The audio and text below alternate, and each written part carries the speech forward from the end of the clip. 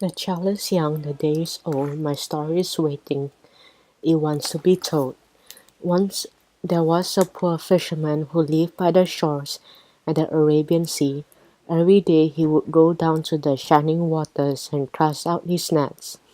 But every day it was harder and harder for him to make a living by fishing.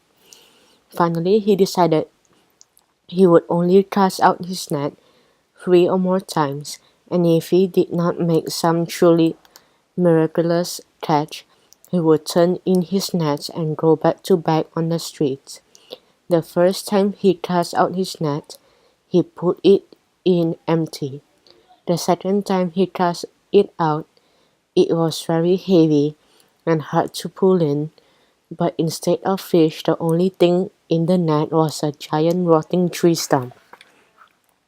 The third time he put in his net, he began to think what his luck had changed, for there was something tugging on it in a most peculiar way.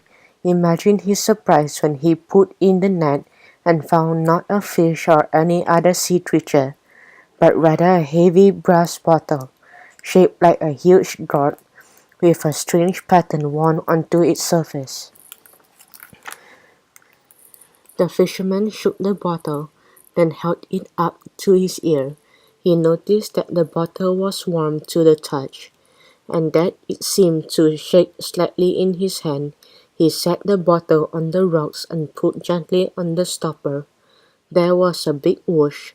A huge cloud of smoke billowed out of the bottle. Smoke formed itself into an enormous genie, 3 times as big as a house. His skin was deep blue, his eyes were dark red, and he had a turban on his head and a sword at his waist. He looked straight at the fisherman and in a deep, booming voice shouted, "Prepare to die." The fisherman was surprised and frightened, and immediately began to protest. "Wait," he said, "aren't you supposed to grant me 3 wishes?" The genie scowled. "Know this," he shouted. "I am one of the evil spirits who rebelled against heaven and were defeated by King Solomon the Great. For 3,000 long years I've been condemned to live in this bottle. During the first 1,000 years I decided that to whomever released me I would give him any 3 wishes he desired, be they large or small. As the years went past, however, I began to grow irritated at my long stay in the bottle, and so decided that I would give my rescuer 1 wish only.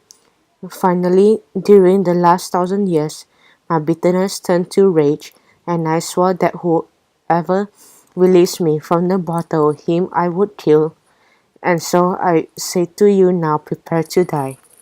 "Wait," said the fisherman, "I just helped you by releasing you from the bottle, and I have just explained that it is that very act that has sealed your fate," replied the genie. "But," said the fisherman, "you must know that you should never repay a good deed with an evil one, for some evil will surely befall you in turn. Do not attempt to scare me," said the genie. "What can you do to harm an all-powerful genie?" "Oh, it is not I who will punish you, but rather heaven and fate," replied the fisherman. "Let me tell you a story that will help explain." And this is the story that the fisherman told the genie. Once there was a rich and powerful king.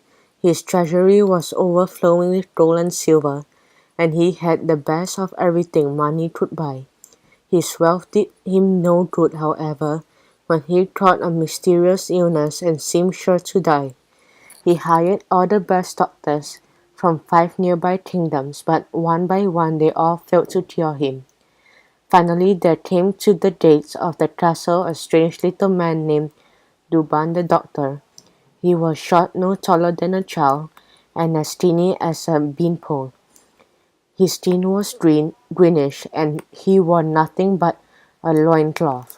In the middle of his forehead he had A tattoo that looked just like a third eye, and hung around his neck was a little leather pouch. Normally such an odd person would have never been allowed into the palace, but the king was desperate to be cured, so he let Duban pick at his throat and in his ears, and to poke his stomach and his chest.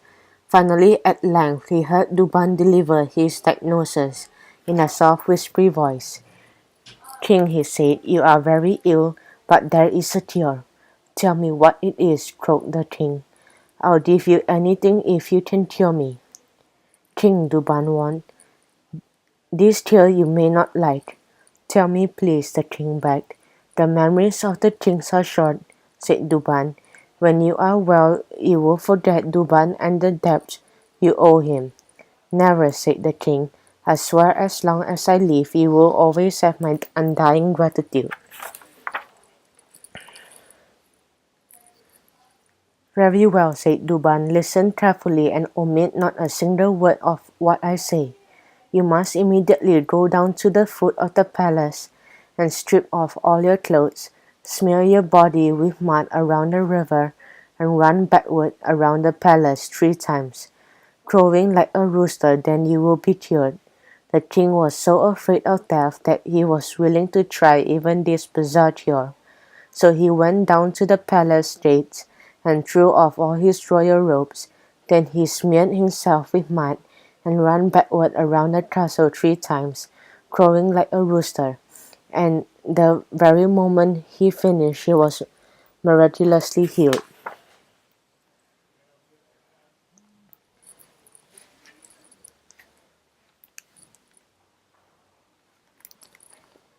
At first he was overjoyed.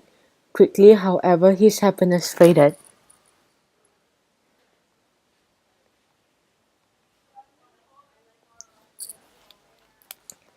and was replaced by bitterness. All he could think was how humiliating his treatment had been. "That doctor made me look ridiculous," he thought. "How will my subjects ever respect me now?" Finally, he decided to restore his pride by killing the one who embarrassed him. So he sent for Duban. "Yes, king," said Duban, "do you wish to give me my reward?" "Yes," said the king, and as he chuckled to himself, "you will receive your reward. Prepare yourself for death." "I see," said Duban. "Have you so forgotten your promise to me? To kill one who saved your life is a great evil." The king laughed. "I know," he said, "but who can punish me? I am an all-powerful king." At these words, Duban looked very sad. "Who will punish you?" he said. "Heaven and fate?" And then he told the king the following story. One king there was a strong young priest who always had the best of everything, and never knew hunger or pain. Perhaps you were like this prince once, king. More than everything else, this prince loved to hunt, and so every day he would go off deep into the enchanted forest. His mount was a great white horse, the color of fresh milk, and his companion was a faithful dog, which he had raised from a pup. One day, as they were out riding, the prince caught sight of a most beautiful deer. It shone in the sunlight as if it were made of gold. Off they went chasing this deer, mile after mile after mile. Once they came close to it, but suddenly it leapt into the air and sailed clear over a river, blocking the path. Then, just as the prince was about to follow, the dog bit the great white horse on the leg. It jumped straight into the air, and when it came down, its leg was broken. Now there was no way the prince could catch up to the deer. He became very angry and then did a terrible thing. King, he took his sword and killed the dog. The dog was his best friend. Then, even though he could no longer touch the deer, he waded out into the middle of the stream. But as he entered the water, he suddenly felt cold and heavy. He looked down and saw to his horror that his legs and feet had turned to stone. It was a cursed stream, he had entered, carrying a string that turned everything it touched into cold, hard rock. Now the prince realized that the dog had only been trying to save him from this terrible fate.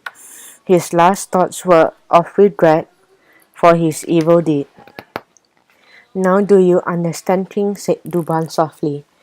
"You can't scare me, old man," said the king. "Duban sighed. "Before I die," he said, "I have one last favor to ask. In my belongings you will find a large heavy book with a red leather cover.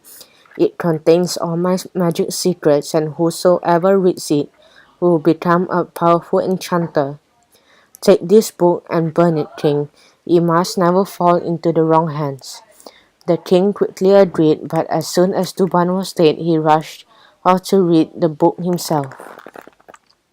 When he opened the book to the first page, he found that it was completely blank, and when he tried to open the second page, he found that the pages were stuck together.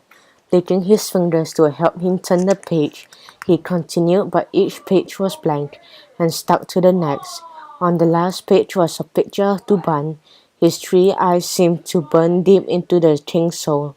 Underneath the picture was printed the following: "Foolish king, you had one last chance to save yourself. Had you burned this book as I asked,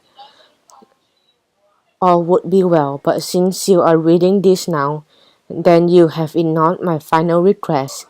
If you have gotten this far into the book, then you know that the pages were stuck together. Perhaps you lick your fingers to turn the pages." Those pages were stuck together with poison. As the king read these final words, he fell down dead. And that, the fisherman, is the story of how evil follows evil. The genie yawned. "Are you ready to die yet?" He boomed. "Ah, well," said the fisherman, "my fate is in heaven's hands." "I will grant you one favor," said the genie. "You may choose your kind of death. I can create a storm that will dash you against the rocks, or I can call down fire to burn you up. I can—" "Don't lie to me," yelled the fisherman. "How could you possibly do those miraculously things?" The genie puffed his chest. "You forget I am an all-powerful genie." "I don't believe it," said the fisherman. "But it's true," shouted the genie. "Genies have magic powers," said the fisherman. "They can make themselves big." "I can do that," said the genie. In an instant he was so big that his spoon was the size of a mountain. "And small," yelled the fisherman. "I can do that," said the genie, as he shrunk down the size of a flea. "And even hide in bottles," said the fisherman. "What a stupid man you are," said the genie, as he dissolved into a cloud of smoke. The smoke swirled around like a tornado and funneled itself back into the bottle, and the fisherman picked up the bottles, shoved the cork in, and threw it as far as he could out to sea. The rising of the moon, the setting of the sun, the teller is tired, the story is done.